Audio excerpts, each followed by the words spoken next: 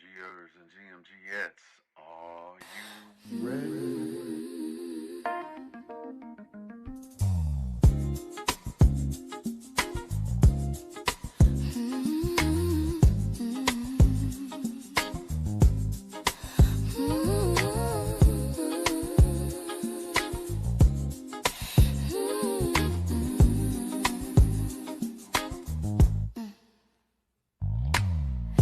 Countdown, 60 seconds to get ready for the Good Morning Gang morning show. It's time to get ready. Get your coffee, tea, trees, or whatever need be. Then put on your seatbelt. We're going on a journey. We'll discuss trending topics, music and breaking news to help get your morning right. Big Phil speaks, giving you his one-of-a-kind point of view. It's the GMG, and we're family. So as we count down to the start of the show, prepare for the unexpectedly. If you know, you know. Tell 1 to 7 of your friends to come in. Share your love for the show. We're about to begin. The GMG countdown.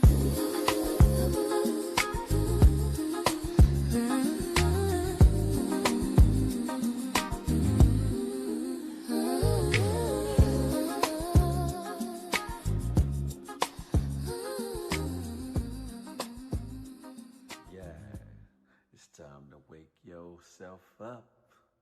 It's the Good Morning Gang morning show. You feel me?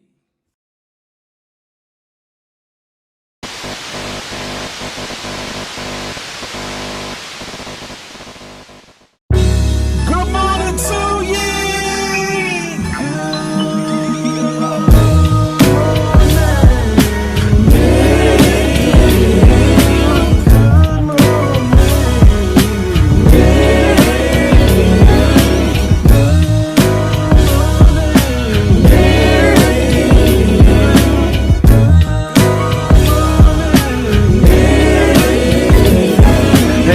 Hey, looky, what do we have here? I don't know, probably the best morning show ever hit the atmosphere. Let's be clear, there's plenty others that do it B.I.G., but keep it at a buck though, none to get you up though like G&G. With all the news and real point of views you can use, light and heavy topics we peruse, even a laugh or two. What you talking? Good morning, gang, be the issue, and take your friends and them can and all come on in, tune in. You ain't gonna want no mistake, and even the trolls and haters that hate us, we end up being their favorite. Cause from 8 to 10, we get it in, believe that. I mean, from where else could you go when you were part of the show? Definitely GMG, cause when you show love, we show love back. First thing in the morning, we get you through, so after the yawning, wash up and wipe your face, get your snacks and come on in, get comfy, but most importantly, in all caps,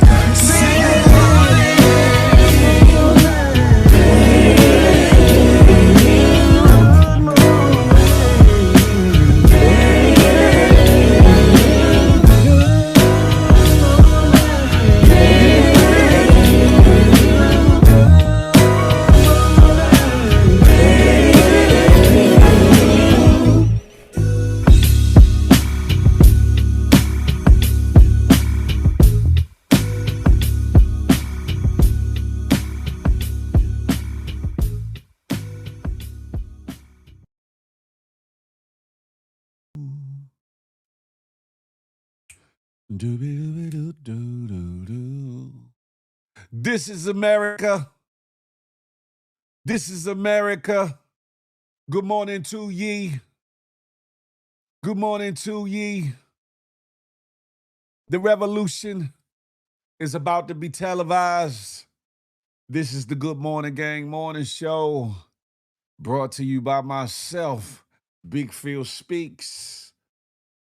And this is the Good Morning Gang morning show, brought to you by myself, and that good GMG, Good Money Gang. I'm still off from last night, from yesterday, ladies and gentlemen. You got to bear with a brother. You got to bear with a brother. But before I go any further, I got to give this warning, because there's a lot we gonna talk about today. Definitely got to give the warning today. Warning. warning, warning, warning.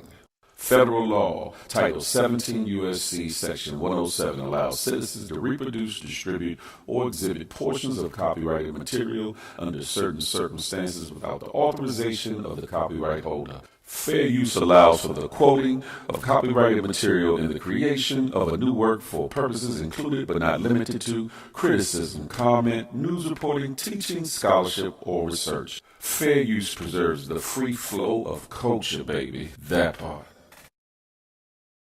Yes, indeed. Yes, indeed. We back at it like a crackhead with a crack habit. Who we got in the building? Speaking of which, we got Trick Baby, Crack Baby, Trick Baby in the building.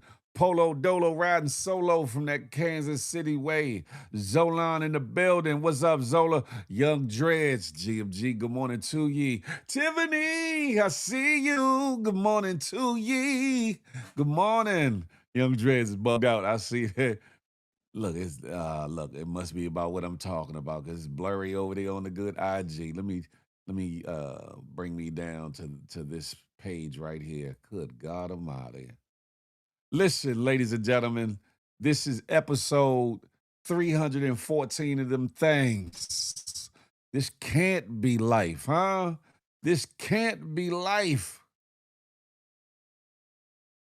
This can't be life. Is this the America that we know it to be? Is this the America to which it's always been? Is this the America that it is growing to be? Unless you've been under a rock, unless you've been busy, unless you've been out of touch with reality, social media, TV, or your peoples, then you know by now there's a situation that happened out of the Dallas-Fort Worth area, namely Collins County, in the conviction of the young brother Carmelo Anthony. The Frog, good morning to ye, GMG. Miguel, Zone 6, that's a fact. Amunda, welcome to the situation. Free Mello, that part. We're going to dive deeper into it. For those that missed it, I did a show last night, a special edition in regards to the verdict itself. I'm going to dive back into it as well as talk about the sentence because after I got offline, they sentenced him to 35 years. 35 years. In comparable situations where people of other races have gotten significantly less and have done significantly more. We're going to talk about it though, right? How are y'all feeling? It's Wednesday. It's a hump day. Hopefully y'all are getting through your day lovely. Hopefully you end it off in a, I'll leave that there. Where do I want to go first? I'll start here. Let me pull this up. Usually I start off with a fun video or something to laugh at or something to get your eyes open, but I'm not doing that today. We're going to get right into it and get to it. Get to it like we know how to do it. This week in America, the USA continues its backslide to the age of Jim Crow. Sexy sugar mama, good morning to ye. Number one, Minnesota Republicans honor a murderer. Minnesota Republicans hold a moment of silence for Derek Chauvin, the former police officer convicted of unaliving George Floyd. 2, justice reversed for Elijah McClain. The Colorado Court of Appeals reversed the convictions of 2 paramedics involved in the 2019 unaliving Elijah McClain, a 23-year-old black man walking home. 3, January 6th rioter gets Pentagon job. The Pentagon has hired a convicted January 6th rioter to a counterterrorism role in its Special Operations Command. Make that make sense. 4, a black teen over 4 bottles of water walks free. A store owner who fatally shot a black teenager over the alleged theft of 4 bottles of water has been found not guilty by a jury. 5, telling the truth sparks backlash. Minneapolis officials face backlash for calling George Floyd's death what it was, a murder. of fact established in a court. Excuse me. Different cases, same patterns. We about to have at it, ladies and gentlemen. We about to have at it. Surrounding this case and its verdict and the subsequent sentencing or whatever, there's been uh, two very distinct voices being heard. You have outcries of anger, disbelief, and all the bullshiggery. And then on the other side, you got applauds, cheers, and jeers of elated happiness as to the outcome of the case. I'm going to stand on the side of the first. And this video here speaks to a lot of the sentiments that I've been hearing on that side of the table. Huh? You telling me a grainy video is shown to jurors, but it was shown in 4K clear to the people that witnessed it? No witness on that stand had that little man's back? None? 0 out of 21 people being questioned? Come on, man, I'm done with all of that. I feel the same way about white people, the same way they feel about my people. Yeah, try one of us. Mm-hmm. I mean, even just following the case, I know I just, we've all been kind of keeping up with it. And just to see even that the judge, the defense attorney, and Austin Metcalf's father was in, a picture at a party they having a time. There is an alleged post from Austin, from, of course, before he passed, that, he had 2 assault rifles on his, resting on himself in the car, saying that I dare one of the monkeys to come to this track meet today. But this is someone where, Carmelo Anthony was a 3.7 GPA student working 2 jobs. But he's the one that we're supposed to believe is a thug, though. Right. Of course. Because that's how they see us. They want everything is good because it's white. And then when it comes to black, it's angry, it's violent. You telling me a grainy video is shown to jurors, but it was shown in 4K clear to the people that witnessed it? No witness on that stand had that little man's back? None? 0 out of 21 people being questioned? Come on, man, I'm done with all of that. I feel the same way about white people, the same way they feel about my people. Yeah, try one of us. Mm-hmm. I mean, even just following the case, I know I forgot to take it off a loop.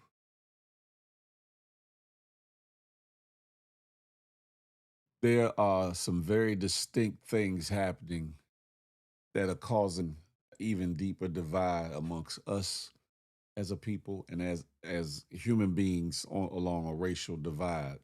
Cases like this, situations like this. It's a very unnerving situation, saddening situation, as well as angering situation. Yes, there's cases where people deserve to get time. Yes, there are cases where people deserve what they get. In this situation, do I believe that young man got what he deserved? Hell to the no. I don't believe he got anything that he deserved. Dev Lee, I see you in the building. Good morning. Here is a letter from the good old Collin County branch of the NAACP. I feel 2 ways about it, but I'm gonna let y'all listen. I'm gonna read it to you as y'all can read it yourself. Collin County NAACP responds to verdict in the Carmelo Anthony case. The Collin County NAACP is outraged by the verdict in the Carmelo Anthony case and the questions it raises regarding fairness, representation, and confidence in our justice system. The tragic loss of life demanded accountability, but a murder conviction in this case is deeply troubling and reinforces concerns about unequal treatment of Black defendants within our justice system. The speed with which this case moved from jury selection to verdict has left our community struggling to understand how such a serious matter received what appears to have been limited deliberation. The absence of Black jurors in this high-profile, racially divisive case involving a Black defendant has only intensified those concerns. A jury should reflect a broad cross-section of the community whenever possible. Diverse perspectives do not guarantee a particular outcome. but they strengthen public confidence that all viewpoints and life experiences have been considered during deliberations. For many African Americans, the verdict does not exist in isolation. It is viewed through the lens of a long history of unequal treatment within the criminal justice system and high profile cases that have left communities questioning whether justice is applied equally regardless of race.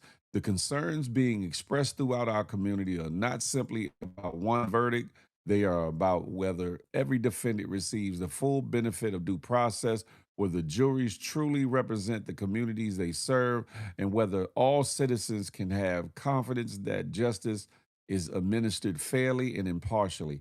Justice is not measured solely by a verdict, it is measured by the public's confidence that the process was fair, impartial, and worthy of trust. Today, the confidence has been significantly undermined for many members of our community. The Collin County NAACP remains committed to advocating for equal justice under the law, greater transparency in our judicial processes, and reforms that strengthen public trust in the justice system. We strongly encourage community members to remain engaged, informed, and peaceful as they exercise their constitutional rights to speak out and demand accountability. Signed, June Jenkins, the president of Collin County chapter of the NAACP. That part. Where am I at? Let me bring me back to Bear.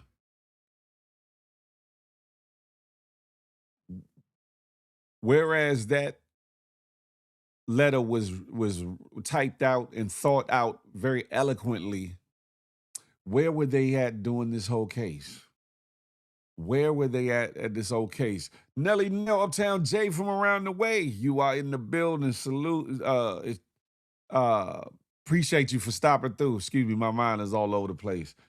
Dev Lee says the judge should have recused himself. For one, he was literally seen having dinner with the victim's parents, and shame on the parents of the witnesses who accepted money to lie in their testimony. Until it's one of yours. That part, Young Dread, until it's one of yours. Listen, I'll say this, right? And I want y'all to see this picture, right? That is now somebody created through AI to give you a sense of if the shoe is on the other foot. I couldn't find the other picture clear without somebody's face on it, but it showed if the twins were sitting next to on both sides of Carmelo Anthony, and if they were black and he were white. But this one also shows a distinct difference. And I can almost guarantee the outcome would have been different. The outcry would have been different. There would have been a whole lot more calls for self-defense and freedom and all the things from all the very people that were condemning Carmelo Anthony. This photo right here to give perspective if the shoe was on the other foot. I still can't understand how that young man was convicted of murder for defending himself and sentenced so harshly, yet the man who shot the 14-year-old in the back got nothing. There is no justice. Talk about it. Talk about it. Talk about it. Hold on, let me see something real quick. I got to pull this up in relation to what you just said. Da-da-da. Come on. Forgive me, y'all.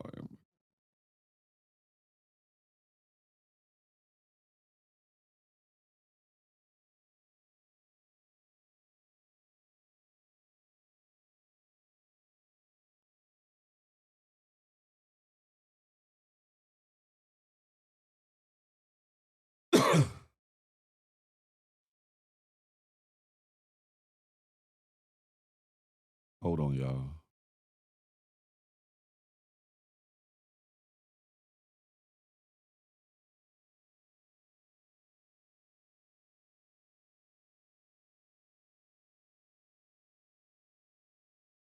I want to give you another contrast, right? Another contrast. There's another individual. She's doing time. She came up for parole, but public outcry from the family and the community has kept her denied of parole or whatever the case may be. Her name is Amber Guyton. Amber Guyton. Y'all might remember the story. She broke into this man's house and shot Botham Jean, which caused his unaliving. She only got 10 years. She only got 10 years for purposely shooting. No matter what her story was, thinking that she was in her house and he was in her house, but it was actually she went in his house. Purposely shot him. Only got 10 years. This young fella, Carmelo Anthony, in the middle of an altercation, stabbed Austin Metcalf with the knife portion of a multi-tool and was found guilty of murder 1 and given 35 years. Let that sit in your mind. Somebody purposely shot somebody. Somebody stabbed somebody, which in turn, in the middle of a heated situation, altercation, which turned around to unalive the other young fellow involved, it's 35 years. Make that make sense. I just wanted to put that out there and leave that there. This here is a breakdown. This next video is a breakdown of the disparaging differences in justice involved in this case and in general. Y'all pay attention. Carmelo Anthony should be going home. Instead, he was found guilty today. And people should be deeply disturbed because as it stands right now, stand your ground is only for white people. Not because the law says white people only, because America has spent centuries deciding whose fear sounds reasonable and whose fear sounds criminal. That is the issue. Carmelo's defense was self-defense. Texas law carries the no duty to retreat principle people call stand your ground. If your use of force is justified, you do not have to run away first. So this case sits inside that question. Who is allowed to stand their ground? Because when white people say they were afraid, the system slows the moment down. It studies their fear. It asks what they saw, what they believed, what might happen next. But when a black teenager says he was afraid, the system gets strict fast. His fear becomes aggression. His panic becomes intent. His survival becomes evidence against him. Curtis Reeves, a white retired police captain in Florida, shot and killed a man in a movie theater after an argument over texting and popcorn. After years of stand your ground litigation, a jury acquitted him on self-defense. George Zimmerman killed Trayvon Martin, an unarmed black teenager, and walked free. His lawyers did not use a formal stand your ground immunity hearing, but the jury still heard no duty to retreat language. America was asked to imagine his fear. But Marissa Alexander, a black woman in Florida, fired a warning shot during a domestic violence dispute. Nobody died. She tried to claim stand your ground. She was convicted and originally sentenced to 20 years. That is the contradiction. White fear gets context. Black fear gets punishment. White fear gets reconstructed. Black fear gets criminalized. And now Carmelo was 17 years old, claiming self-defense in a chaotic confrontation, and the system still could not imagine him as a child afraid for his life. Self-defense is not just a law. It is a story the system has to believe. And America has always struggled to believe black people when they say they were afraid. That is why stand your ground style laws should be banned. Because when you expand the right to use deadly force inside a racist legal system, you do not create equal freedom. You create unequal permission. The right to defend yourself may exist on paper, but the right to be believed is still distributed unequally. And if self-defense only protects the people America already sees as innocent, then it is not justice. It is hierarchy. If you're feeling my content, Carmelo Anthony should be going home. Instead, he was found guilty today. And people should be deeply disturbed because as it stands right now, unfortunately, in 2026, there's still an uneven measure when it comes to what people see as, think of, and actually have to deal with when it comes to justice. When it comes to help from a victim standpoint, as well as being on the defensive side, being a defendant in a situation and how it's perceived. when you're one color or another color. And in 2026, you would think that things will be totally different. Yes, I saw the picture. Rich. Good morning, Rich. I definitely saw the picture.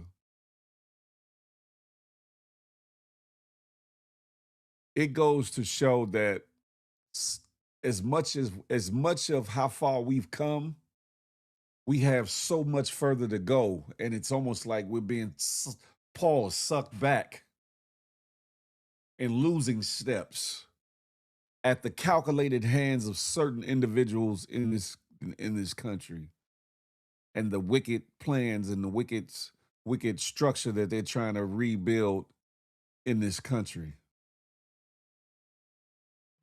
This brother, attorney Mark Astor, speaks about jury selection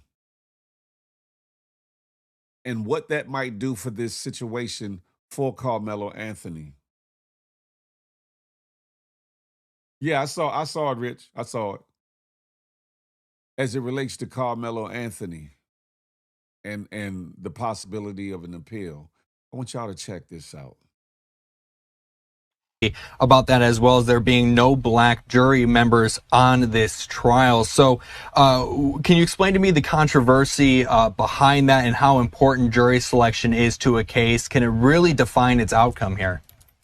Yeah, jury selection is everything. If you can get the right jurors for your, who are hopefully going to see the case your way as a prosecutor, you're golden. But don't forget, you need 12 people on that jury who are going to find that you met your burden of proof.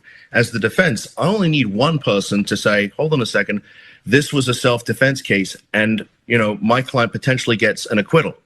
So there's the dichotomy in the jury selection. Now, the jury is supposed to reflect the community. It's supposed to be a jury of the defendant's peers. And I think from the defense perspective, they potentially have a get out of jail free card here. And as a prosecutor, as a former prosecutor, I cannot believe the prosecution actually made this mistake to exclude all of the African-American jurors, knowing you had an African-American defendant, knowing that you had a bunch of people outside the courthouse who feel that they're not, that their community, the African-American community, is not going to get a fair trial, I think is a big mistake. You got to remember, as a prosecutor, you're not there just to convict. Your job is to make sure that the defendant gets a fair trial. And I honestly think if there's a conviction here, I think the appellate court is going to take a very hard look at this and potentially reverse this. This is a serious mistake by the prosecution. And jury selection is one of the ways that an appellate court will reverse a conviction. So we'll have to see how this plays out. But if I was a prosecutor, I would never have done this. It's a mistake. And I think this is going to come back and haunt them. And that you actually took the next question right from me. If we could see an appeal from this because he doesn't feel that he is represented by his peers. Yeah, I mean, how can he? I mean, he's an African-American young man in an African-American community, and he has no African-American jurors to decide his fate. How can that possibly be fair? Now, to the prosecution's point, I'm sure when the judge said, why are you striking this person? I think what they said was, we don't want any teachers on the panel, right? And when you do that once, okay, sounds okay. When you do it twice, maybe. But you start doing it 3 times and 4 times, you're like, hold on a second, there's a pattern here. And it's the pattern of striking those African-American jurors that I think is going to come back and bite the prosecution, in the proverbial backside. I really do. And I think the appellate court's going to find a problem with this. And there was, I'm reading some of these other articles when it comes to these jury selection and how this was done throughout this case as well. It says, this is according to TMZ, saying one potential juror reportedly said. I'll say this, right? The fact that there was so little African-American or black potential jurors in the jury pool itself, given Frisco and a couple other areas that are right there in Collin County, was kind of puzzling as well. And raised an eyebrow as to, okay, how did they pool this jury?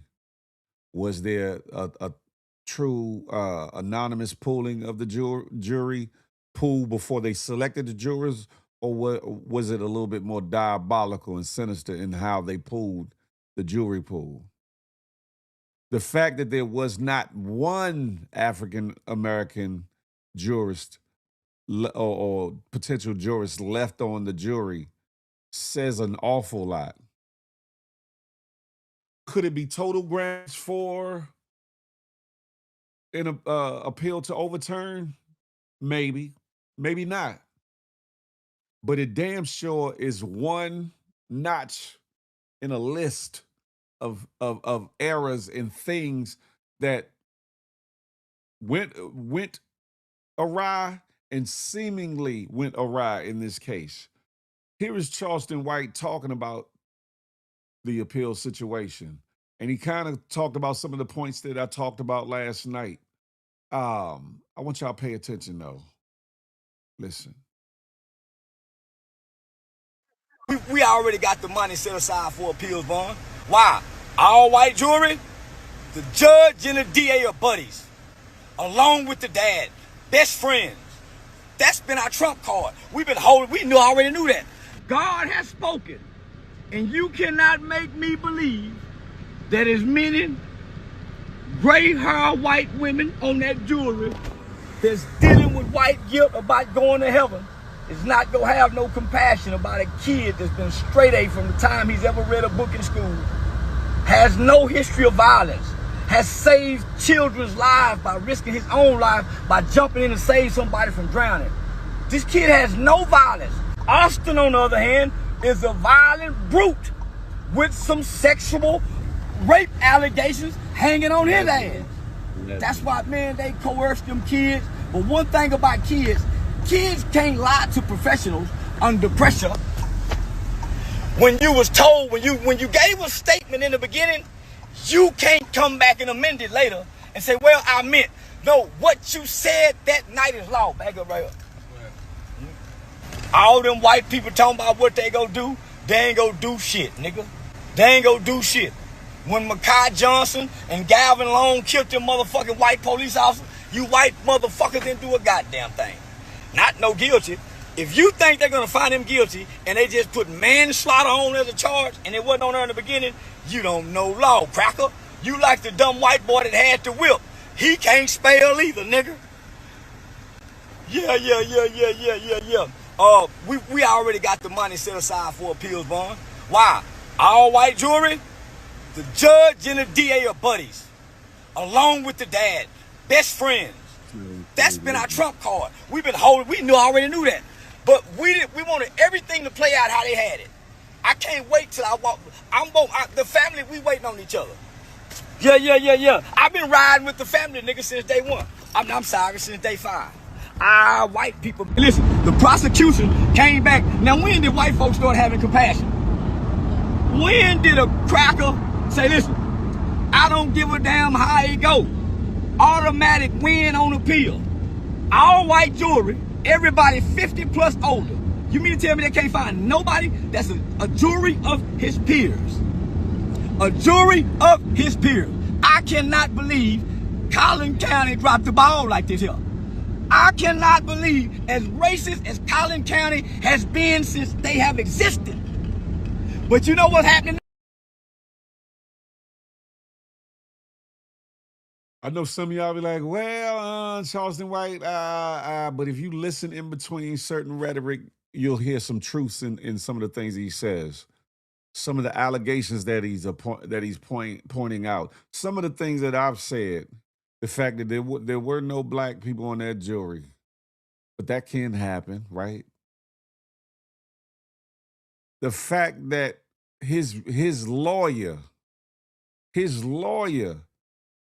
or lawyers for that matter, were a piece of shit in this case. Peep Scheme, Wagwan, brethren, Charlie Hustle, what's goody like the mob? His representation was some garbage.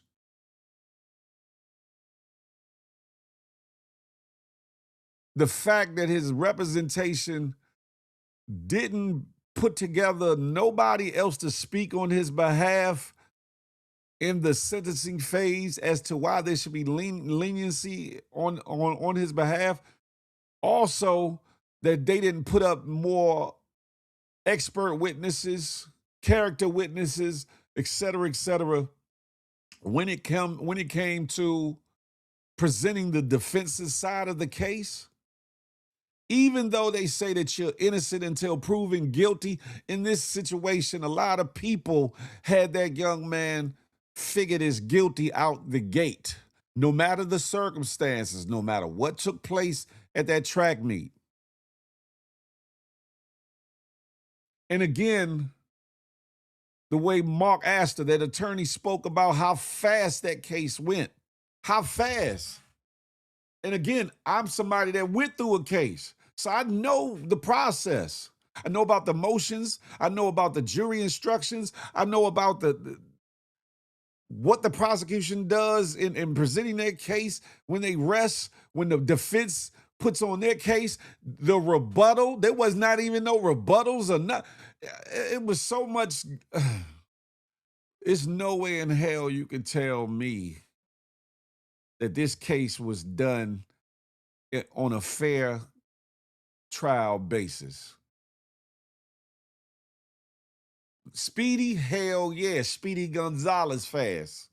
They got him in there and got him the hell on up out of there. But a fair trial, was the fix sin.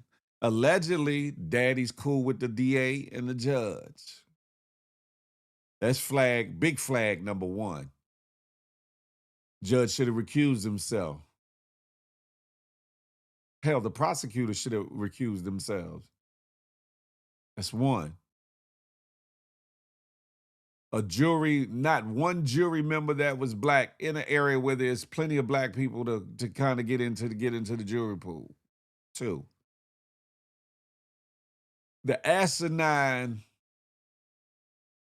despicable, and allegedly purposeful lack of representation by Carmelo Anthony's attorney speaks volumes.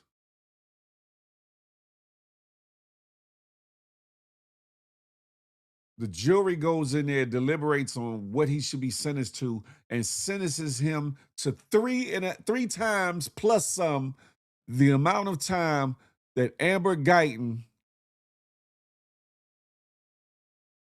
who was a police officer, by the way, went into somebody else's home and shot them, saying that he was in her home, or thought that it's the bullshiggery for me.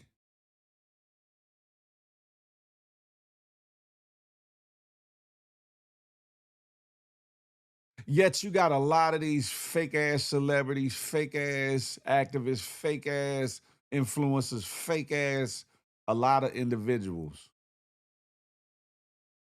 that haven't spoke up, that have been quiet. And I'm not even just talking about across the country, but I'm even talking about right there in that in that area. In that area. But now all of a sudden, people want to speak up. I've heard a couple people speak up since the sentencing. Shut your bam ass up, because now you just trying to get some clout off of it. You didn't give two shits about that young man, or really about this situation, before he was convicted. Given all the writing that was on the wall in this situation.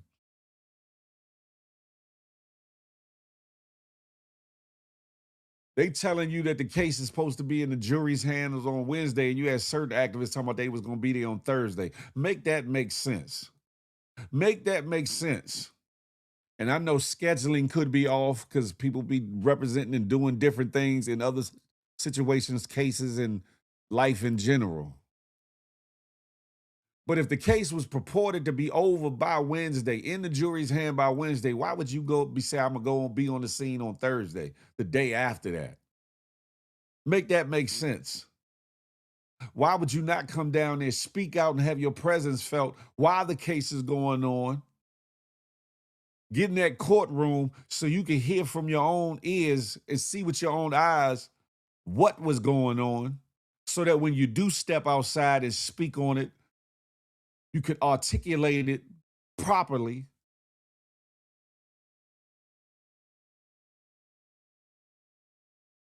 The fact that they kept cameras out of the courtroom, and it happens sometimes, but in a case so polarizing as this, a case where there's been so much tension racially, they should have damn sure had cameras. That judge should have damn sure allowed cameras to film in that courtroom in that case. I heard they were public defenders. I was told that they were paid attorneys, Miguel. I was told they were paid attorneys. Hell, public defender probably would have did a better front than them Bammers.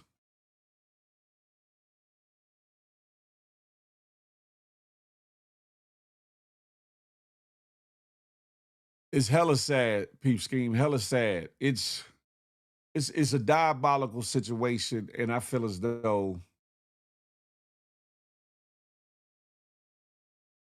not only was it a miscarriage of justice, no matter if somebody would say, oh, he needed some form of punishment or whatever the case may be, or not.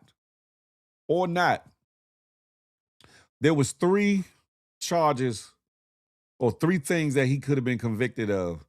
The murder 1, manslaughter. Murder 1 is 5 to 99. Manslaughter is 2 to 20 years. And then negligent homicide, which would have been 6 months to 2 years. I think if he was to be found guilty of anything, if, for the sake of people saying he should have been punished by something, it should have been negligent homicide. But negligent homicide wasn't even presented as to be considered in the situation. It wasn't even presented to be considered.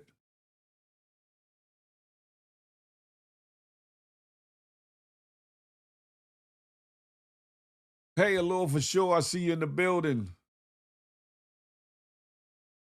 It wasn't even presented. But 35 years on a situation that happened in the heat of the moment, in the midst of an altercation, that the aggressor was the victim. The aggressor was the one who succumbed to the injury.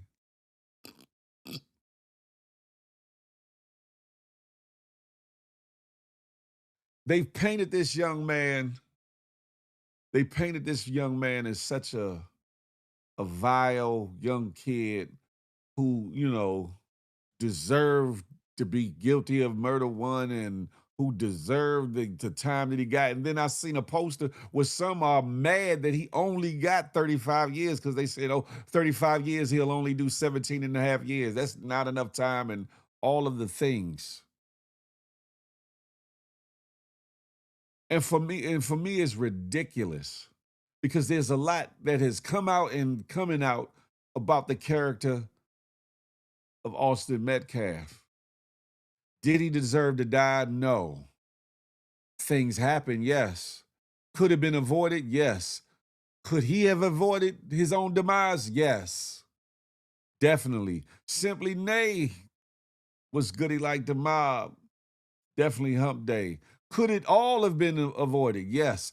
Could Carmelo done some things differently? Yes. Was he minding his business? Yes. Was he chilling? Yes. Did he physically touch Austin Metcalf first? No. Did he approach Austin Metcalf? No. Did Austin Metcalf approach him, violate his personal space, and touch him physically? Yes. There are a lot of things being said about this case. Good, bad, and indifferent. There's a lot of things being said about this young man, Carmelo Anthony. I want y'all to read this real quick. I want y'all to read this and really understand as much as you possibly can who this boy was and what he wasn't. There's music on top of this that I'm gonna probably have to edit out for those that come back to watch this on a replay due to copyright, but I still want y'all to pay attention to this. They definitely was, Nate. There definitely was. There's people that stood over a person and unalived them cold-blooded and got less time than what they gave Carmelo Anthony. That's a fact. That's a fact. I want y'all to read this as much as you can and find out a little bit more about the young man who's been convicted of this crime.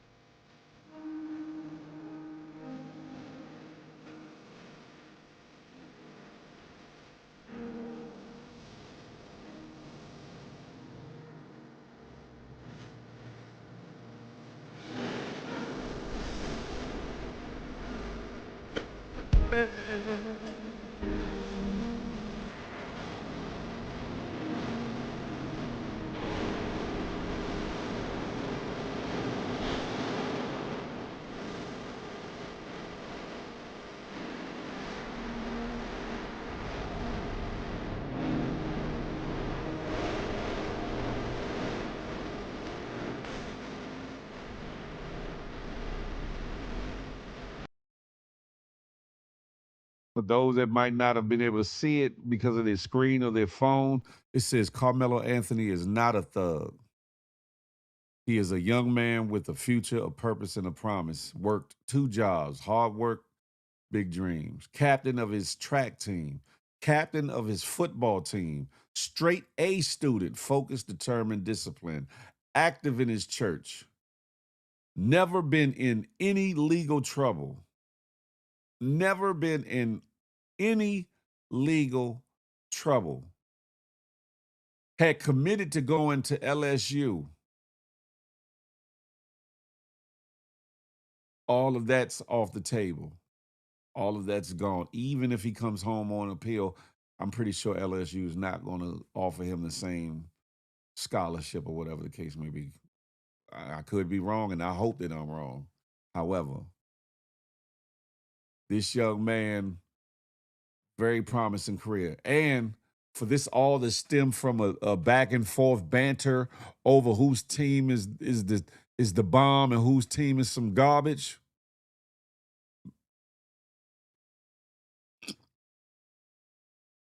No matter who started the conversation or not, no matter who Carmelo was talking to or not.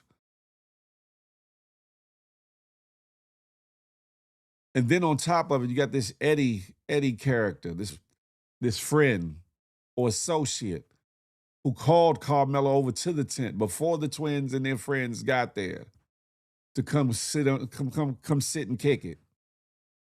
For him to get up in court and try to act like he didn't know Carmelo, but then proof was shown that they indeed know each other and hung out each other and went like on double dates or whatever the case may be.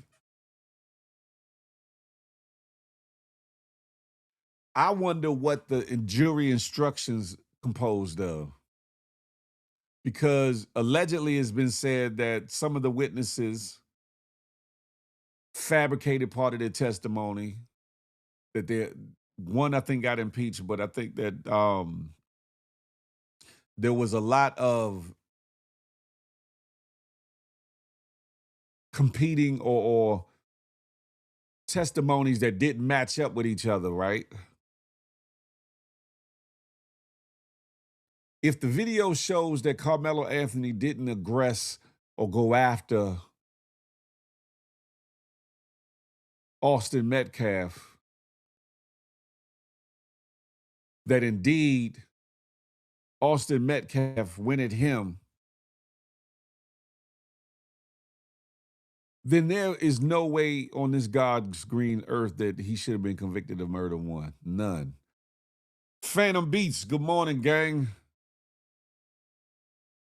Some would say, well, he put his hand in his bag and he said something to him about don't leave me alone or don't come forward or whatever. he is well within his rights to give somebody a warning. You are well within your rights to give somebody a warning, to not violate you, to not, come at you, to leave you alone, and all the things. It's no different than somebody that has a gun on their hip. I ain't talking about law enforcement, but somebody have a gun on their hip and they feel threatened, or they sense something about to happen. They put their hand on the gun and say, listen, you better back your ass up. You better back your ass up. And then because of the altercation of somebody coming at them, they end up shooting the person. There is no difference. So for all these people talking about what he should not have been able to do, what he shouldn't have had, and all that, and the multi-tool he had that had a knife component to it was not illegal. So he very well could have it. They weren't in the school. The place where they had it at, there was no laws that said he couldn't have it on him. Some people are saying he had it for his cleats. I don't know if that's the truth or not. I don't know if that's why he had it in his bag or not. But a multi-tool is a lot different than carrying a regular pocket knife, folded knife, switchblade, fixed blade knife, or the like. Big difference. Big difference. So many people black out. What's good? He like the WTF blackout. What's good? So for all the people that got something to say, well, he shouldn't have had a knife. Shouldn't have had a knife. He technically didn't have a knife. He had a multi-tool that had a knife component in it. That's it right there. It says, she said, damn, it sounds like Carmelo was set up by this so-called friend and altercation was going to happen. It sounds like he was set up across the board. From what I was told, he had a different set of representation. He had a different lawyer and was talked into relieving himself of that lawyer to get another attorney, the attorney that he ended up going with. He was talked out of the attorneys that he initially had for himself into getting the attorney that he ended up going to trial with. Right, Simply Nate, which was legal to have. So that refutes all the hoopla. He shouldn't have had this.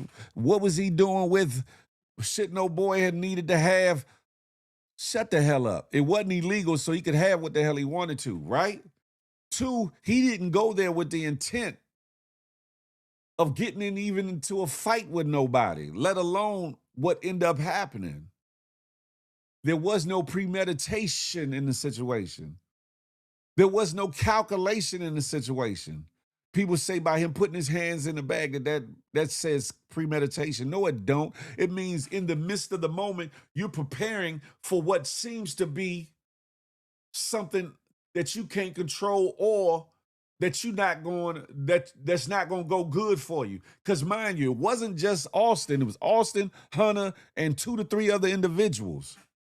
No matter if Austin stepped forward or stepped in front of everybody else, there's some testimony that it was more than just a push or a shove, that Austin put him in a headlock and some other things took place.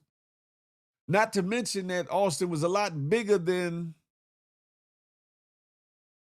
Carmelo Anthony. Some would say, Phil, well, it's too late now. He's been convicted.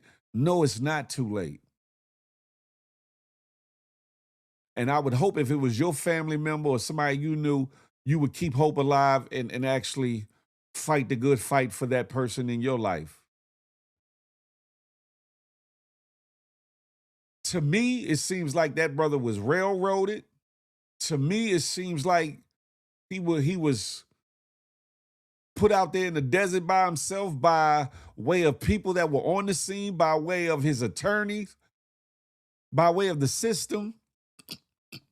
How could you as an attorney not fight vigorously in between said conviction and sentencing to have a period of time in which you could gather up character witnesses so that they could be present to speak on that young man's behalf?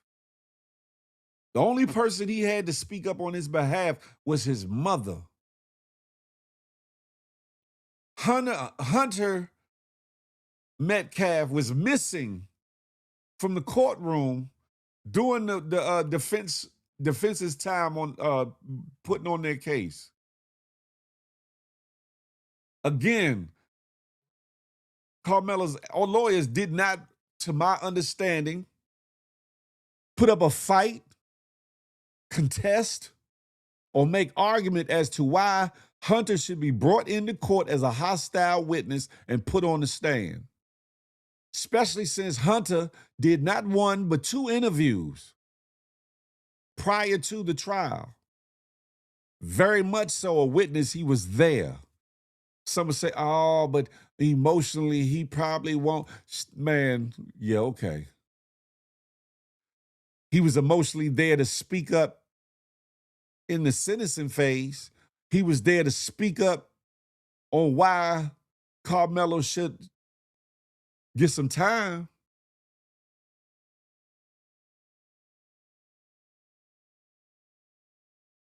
You have a mob about to do you harm. He was well within his right to survive. That part. Peep scheme. Aha.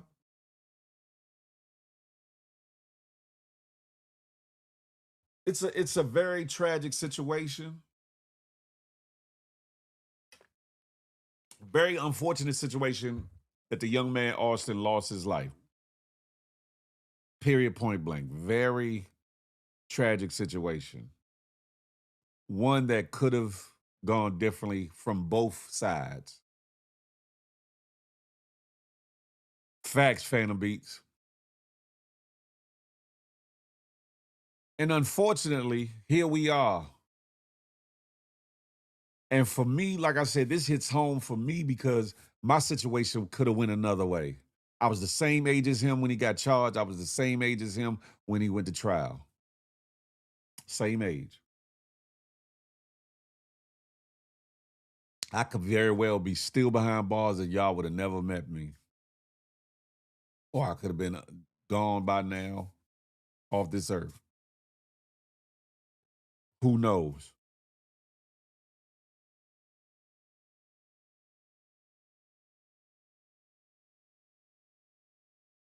What I do know is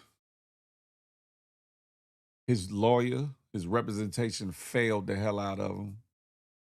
The system failed him.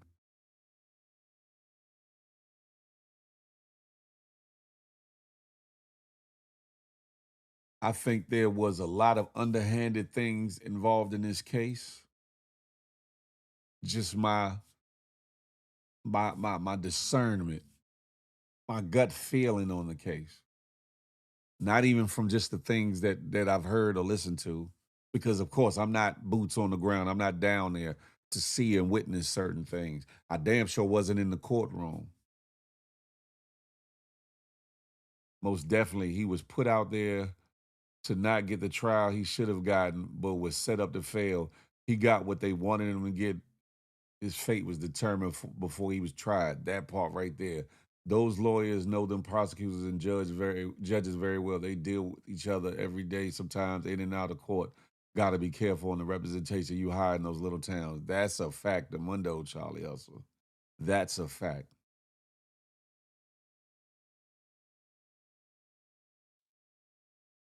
That's a fact.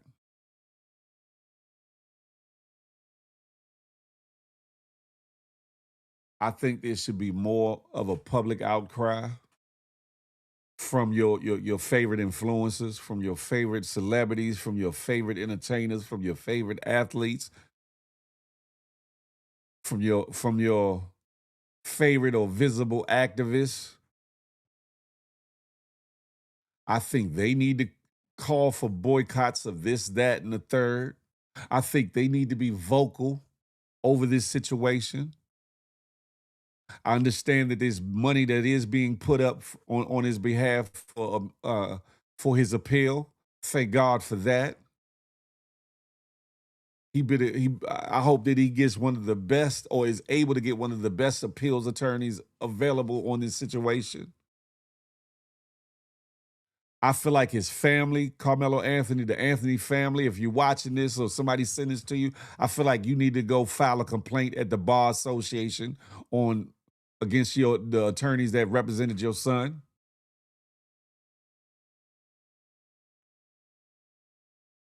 Because there's no way in hell you would put on such short of a case, no matter what you thought was going on with the prosecution. Two, it is such a passionate case. Why not put Carmelo Anthony on the stand? Why not? Even if he wasn't the strongest of witness, him saying something, him presenting emotion and answering the questions as to state of mind and everything else could have made all the difference between guilty, not guilty, or being guilty of something a lot lesser. Why would you not push to have him get on the stand when you didn't present too many other witnesses on his behalf to defend the situation? Where's the video that the guy who said everything looked in favor coming? Exactly. And the version that they sent over was very gritty and grainy. They wanted to use Carmelo Anthony as an example, and the white people surely did. Jola, welcome. That's a fact. That's a fact. Unfortunately.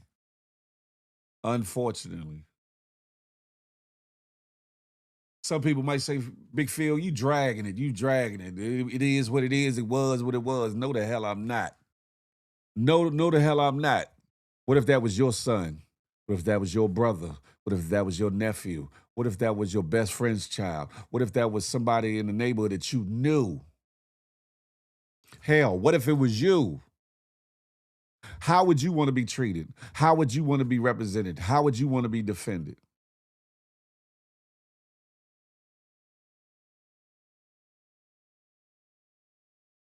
How?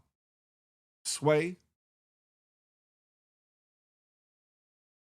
Some of y'all don't worry about shit till it hits your doorstep. And sometimes it's too late when it happens. But then you want empathy and sympathy when it involves you.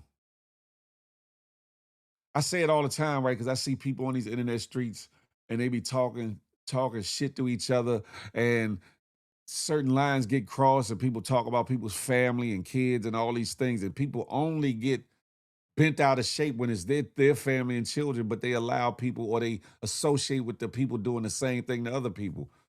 It's the hypocrisy of it all, just like in this case.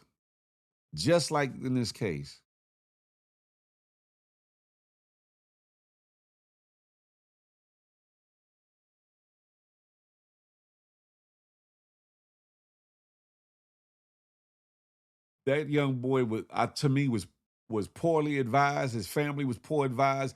He was poorly represented.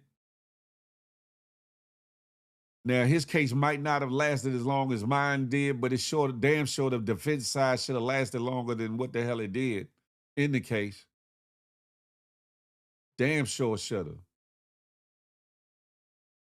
They should have brought in more expert witnesses to speak to the state of mind, the psychology of it all, the layout, possible circumstances.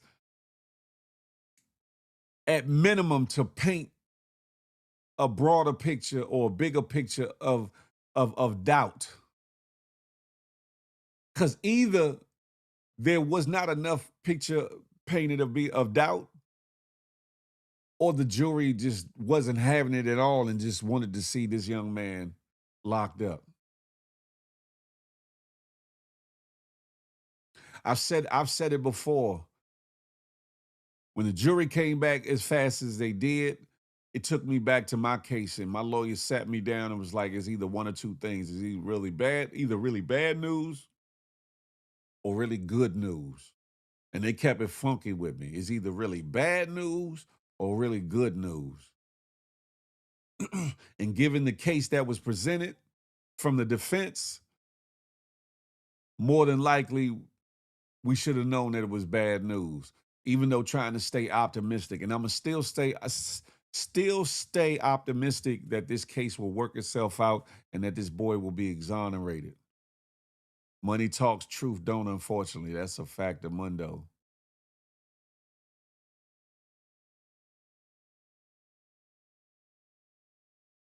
That's a fact of Mundo.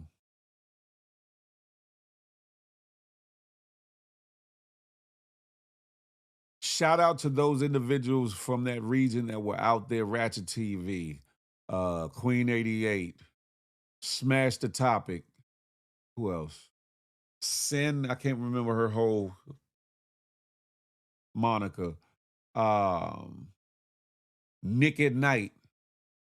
Yeah, I might remember Nick at Night from the Diddy trial. Who else? Sko, just say no to Sko.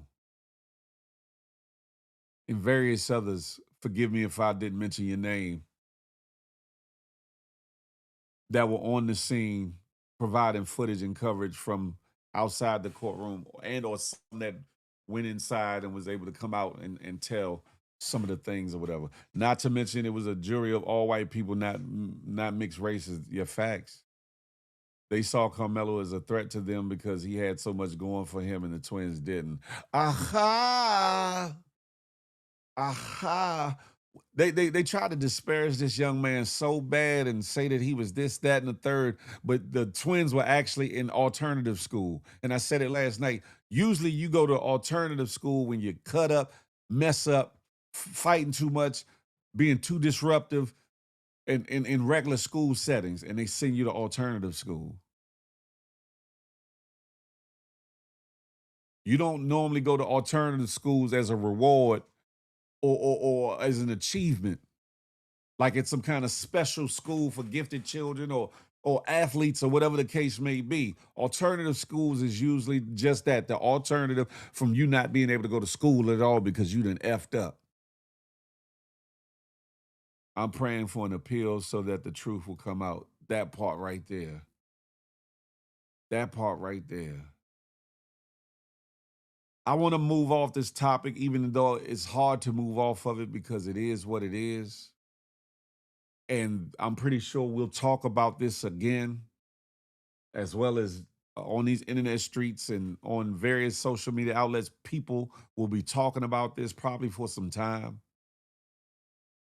In the meantime, between time, I stand with Carmelo Anthony. Self-defense is not a crime. This whole situation is racism. That's it right there, Nelly Nell. Alternative school is for unruly, disruptive kids. That's a fact of Mundo. Fact of Mundo.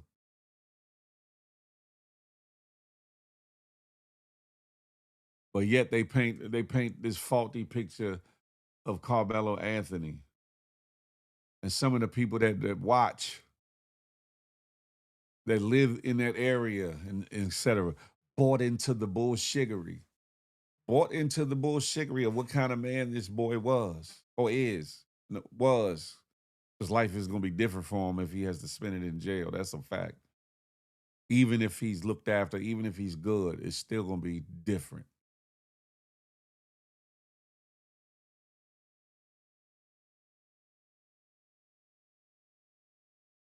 Prayers going out to Carmelo Anthony and his family. And I still say prayers going out to the Metcalf family in the loss of Austin. One young man lost his life altogether, and one is losing his life via his freedom and the opportunities that should have been there for him. Moving on. Self-defense is not a crime only if you're not a person. Facts. You drinking some water. Moving on, there's a story out of Atlanta. I think it's Atlanta. Yeah, Atlanta. Involving radio personality and TV personality and former host of Rap City, BET's Rap City, Big Tigger, in which his wife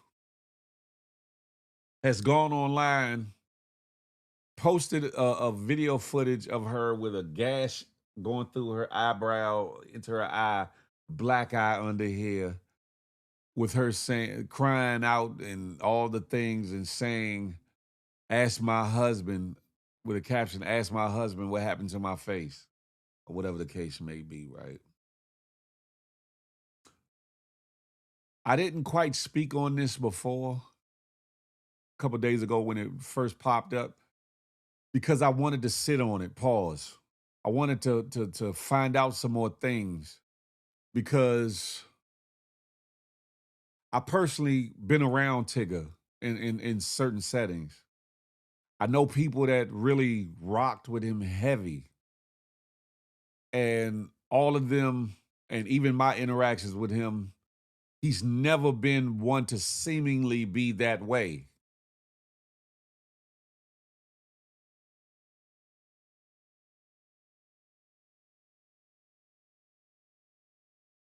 He's always been a giving person, a jovial person, a caring person. Every interaction that I would see him, every place that I would see him, he didn't put on airs. And this is prior to his BE time at BET. He was actually on one of the two major radio stations in Washington, D.C., in the D.C. area, WPGC 95.5. Big Ticker had a show on there.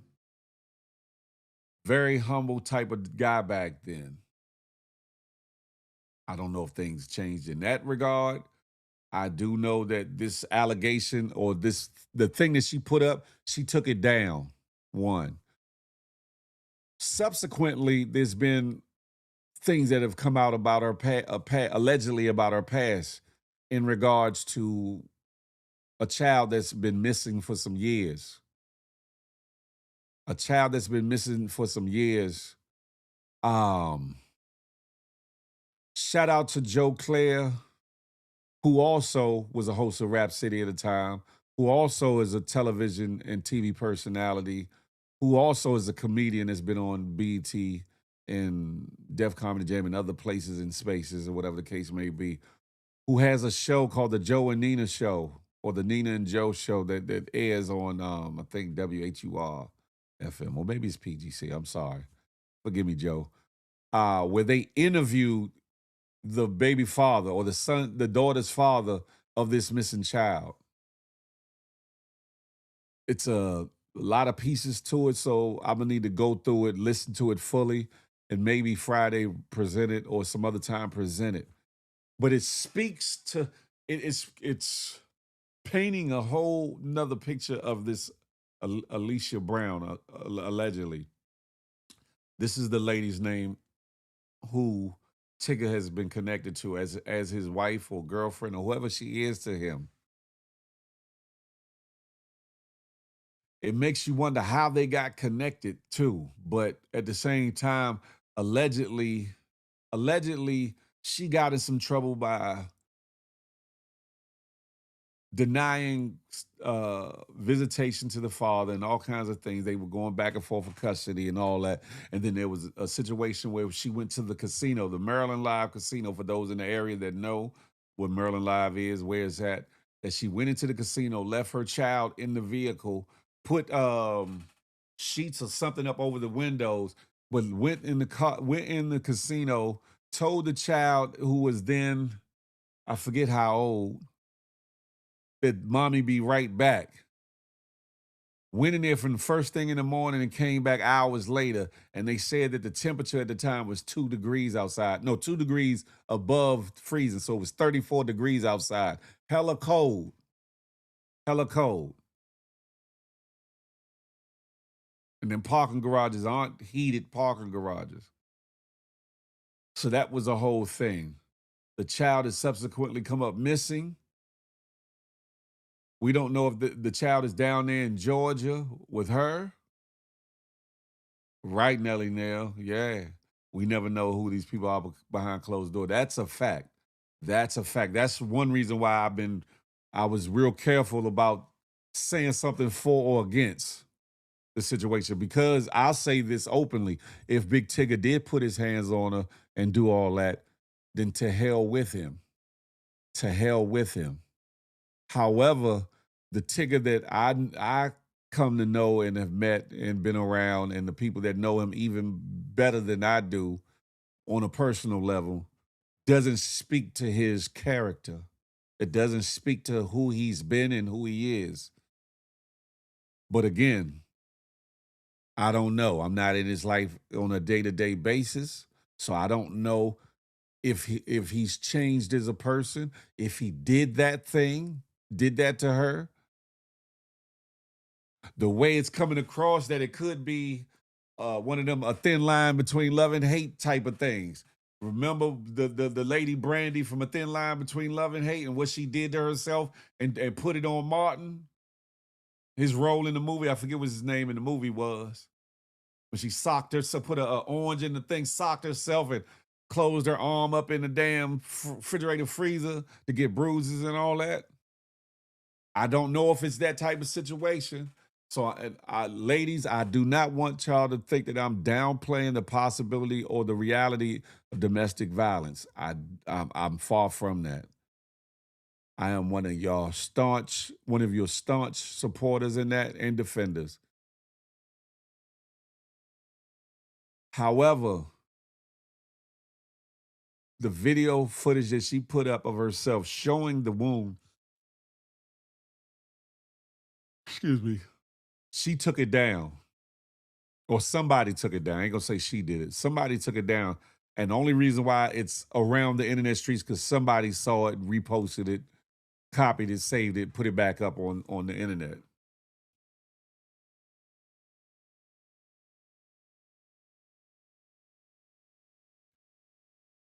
By way of Joe and Nina Brown, this show, in interviewing the daughter's father of the missing child or whatever the case may be, they said they reached out to Big Tigger and he basically said, I can't speak on it, but if you know me, you already know. Meaning if you know me, you know that's not my MO, that's not my bag, that's not how I get down.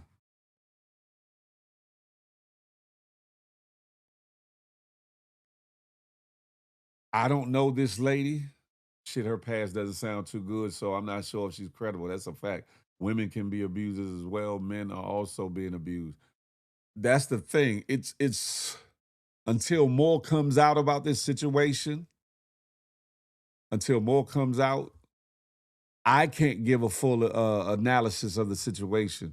I can only speculate. I can only assume. I can only make assumptions. I can only, tell you what I think. Hey, good vibes only. Carlito, manners and respect.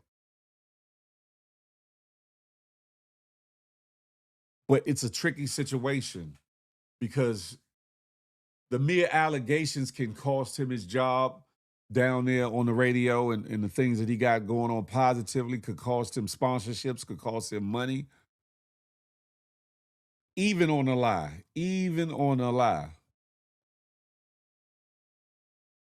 That's a fact. It's all alleged at this point. And if he did not do it, something should be done about her playing around with ask my husband how my face got like this.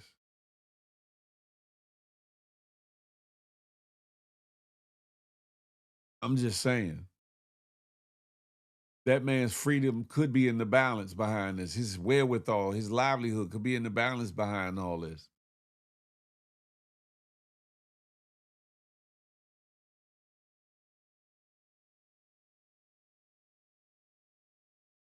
And whatever's going on in this woman's mind and headspace needs to be checked out.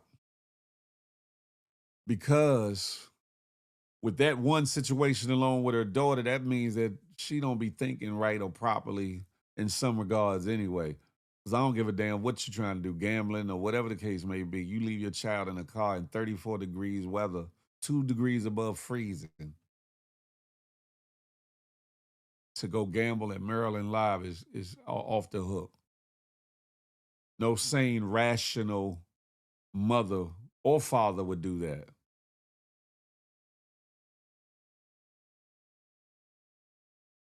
and she knows what's at stake with him. She sounds like a massive manipulator, but I'll wait for the story to come full circle. That's it right there, Nell. That's it. That's it. You know where we come from and where other people come from.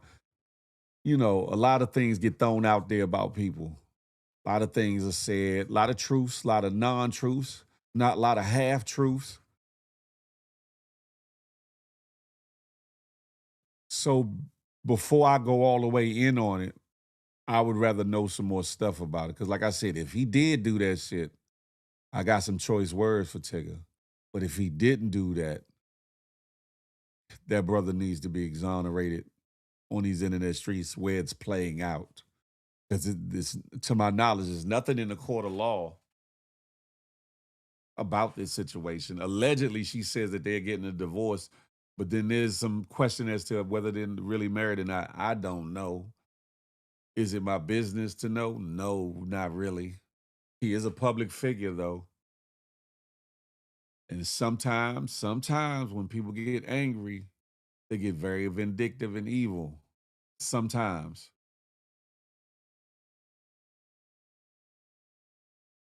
But in this situation, what am I supposed to do? Let the truth prevail. Let it come out. Let Big Tigger either be exonerated or dealt with accordingly.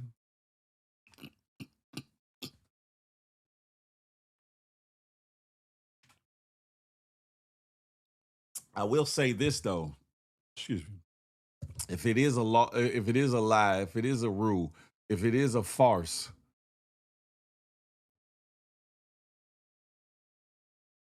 Alicia Brown is helping to dismantle, set women back, to discredit women that actually really get abused and go through things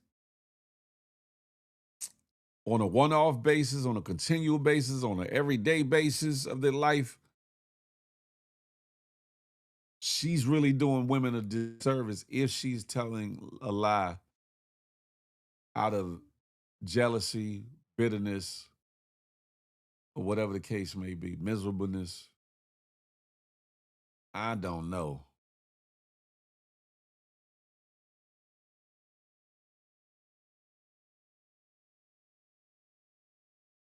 I'm gonna leave that story alone. I'm tired as a mug. I ain't really get a lot of good sleep last night because, like I said, the prior story kind of just weighed on me. The Carmelo Anthony situation weighed on me. I don't know if y'all can see it in my eyes, but tired. I'm tired. But all is well. It's Wednesday. It's Wednesday, ladies and gentlemen. It's hump day. It's hump day. Hopefully, y'all getting through it, getting over it, and getting to it. Hopefully, at the end of the day, you and your boo-boo bun thing, significant, insignificant other, or your spouse will be definitely getting to it. You hear me? This day and age is a time where we need to rally behind each other and with each other. We need to put aside petty differences and get on the same page with a lot of things. There's a lot of agendas out there that are set forth and against us, both as a race and also as human beings, as people. And we need to get on one accord, no matter what your religious or spiritual beliefs are, no matter what your economical standing is, how much money you got or how little you got, how light your skin is or how dark your skin is, how thin you are, how fat you are, how attractive you are, how ugly you are. The frivolous surface stuff need to be pushed off the table. And we need to get on one accord when it comes to a lot of things, so that situations like the Carmelo Anthony case wouldn't be allowed to happen, wouldn't be a thing. So that certain rulings and laws and things that are being changed now wouldn't be able to be done or be done so easily. that the respect level when it comes to us, to other individuals or other races or other cultures would be multiplied exponentially.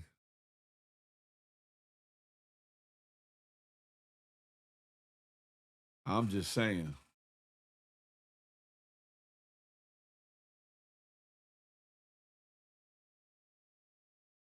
I'm wondering if I should put the link out or not. I'm wondering if I should put the link out or not. But how are y'all feeling? Let's go there. How are y'all feeling about both of the cases I talked about, but namely the Carmelo Anthony case? How are y'all feeling about that? Did y'all have a sense that it was going to go wrong? Did y'all have a sense that he would be treated fairly or not be treated fairly?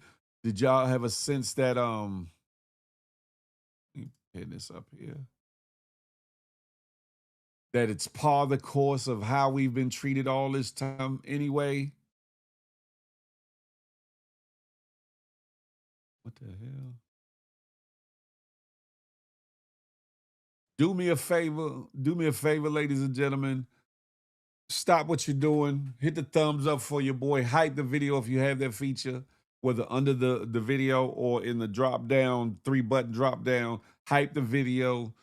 Tell a friend to come on and watch the Good Morning Gang morning show and Big Phil Speaks and what I got going on, because there's a lot of good things coming around the pike, around the mountain when I come. Pause. No diddy, fellas. There's a lot that's coming to the table. And make sure y'all are following me also. Make sure y'all are following me on any and all platforms. As I stated maybe 2 shows ago, Real Talk and Good Jams is back. I did the first one back on TikTok. Had a wonderful time. Might do one later on today, maybe. If not today, tomorrow, but I had a wonderful time. So y'all make sure y'all tapped in on TikTok. You tapped in on X, formerly known as Twitter, Facebook, Twitch, of course, IG. Most of y'all are tapped in with me on that, so that we can, continue to move this locomotion around the mountain as it go. You feel me? My mouth is hella dry. I've been running my mouth. Pause, fellas, pause. But anywho, make sure you following me on any and all platforms.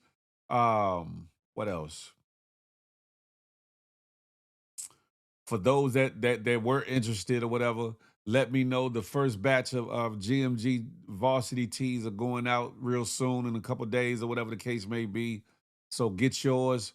Be there, be square, get yours, or I don't want to hear nothing later on like, I was going to get one, or because once it get on the website, like I said, it's going to be more expensive. So that'll be on you. That'll be on you. I got 1, 2, 3, 4, 5, 6, 7 colors: black, red, royal blue, hot pink, teal, maroon, and navy blue. Got colors for whatever you rock with, whatever side you stand with, whatever your favorite persuasion is. You feel me? Okay, good. And that's just one of a few new designs I got coming for GMG and Big Phil Speaks merch, or whatever the case may be. I got a lot of other items that'll be added into the site probably within the next couple days or so. Y'all stand by for that, or whatever the case may be. And if you want to show some support to the situation, you can either, hold on, let me put this back up here. You can either proverbially buy me a cup of coffee, or 10 of them, by either going to that link or putting your phone up to that QR code and direct you over to the site, or as in this disclaimer down here, you can send something to Zelle, Apple Pay by way of bigphilspeaks@gmail.com, or PayPal by PayPal.com. No, PayPal.me/bigphilspeaks. Or you can, but it's all up to you. or you can send a super chat or super sticker. Now they got gifts or whatever the case may be. I hear they got over here on YouTube now. But yeah, I know some have and some don't. And I'm never one to press the line or press the issue on that anyway. But however, if you could and you would, have at it. If you can't and you ain't, it's all good. You feel me? But anywho, ladies and gentlemen, getting back to the situation. Y'all continue to pray for Carmelo. Y'all continue to pray for that boy, his family.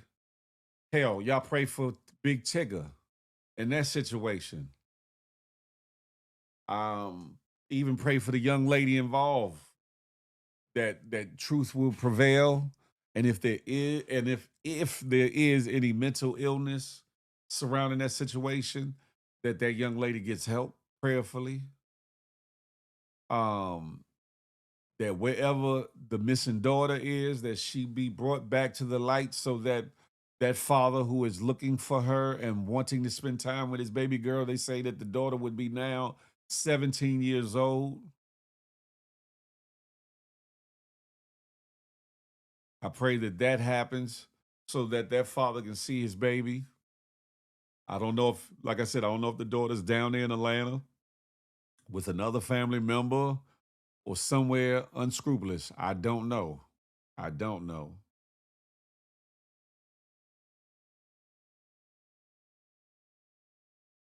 Shout out to people that are watching from over there on IG. Shout out to everybody that's tapped in from X, formerly known as Twitters. Of course, Facebook and Twitch. And definitely YouTube, of course. Friday, we'll get back to the fun and extra shenanigans. But understand, with this case being what it is, it really ain't a moment for a whole lot of laughs. It ain't really a moment for a whole lot of shits and giggles. It's not one of them moments. And you know, here on the Good Morning Gang Morning Show, you're always gonna get something. It's gonna be something different. Sometimes you're gonna laugh. Sometimes you're gonna cry. Sometimes you're gonna get mad. Sometimes you're gonna be informed and learn and know things. Most of all, you'll be entertained one way or the other. This might not necessarily be the entertainment that you know had in mind for the day, but it is what it is because this is a prevalent topic of the day.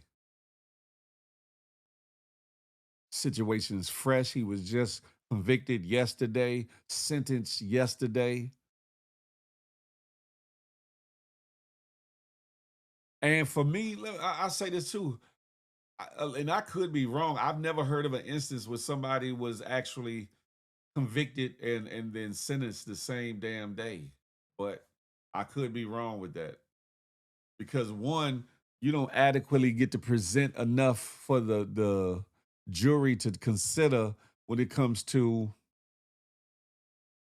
should they be lenient on you, give you the lesser end or something like that. Yeah, they didn't give him 99. Yeah, they gave him 35, but should they have given him a lot less if they were going to convict him?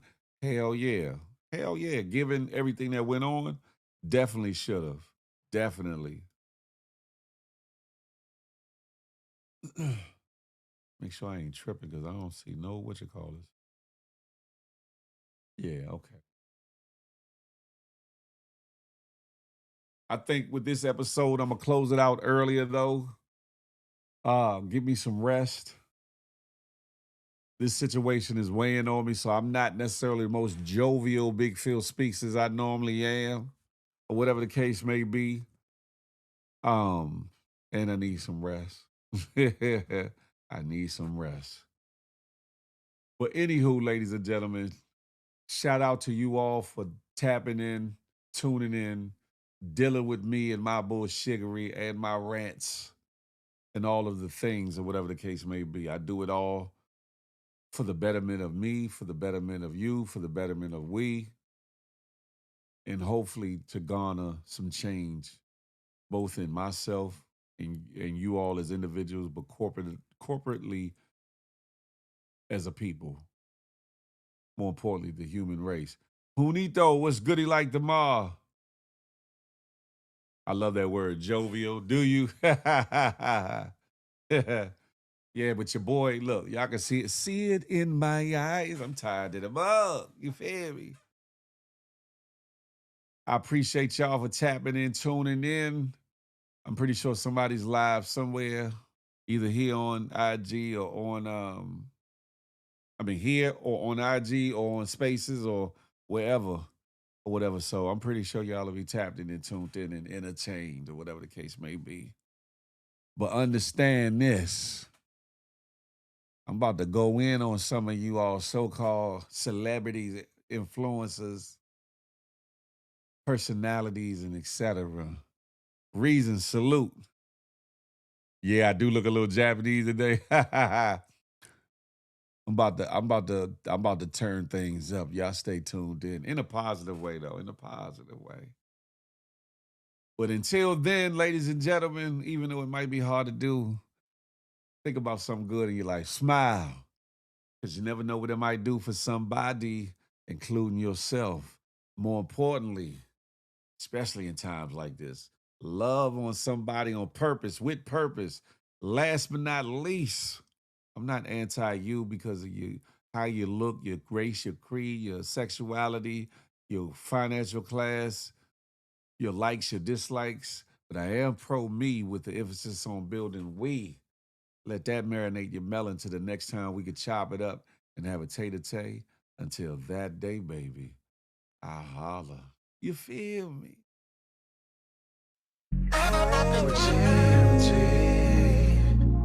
We're one big happy family. We're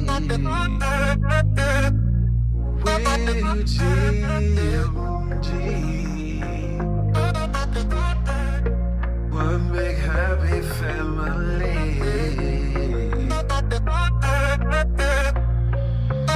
Hey, hey, thank you for tuning in. Make sure you come back again. Tell a friend, tell a friend. It's GMG and Big Phil speech.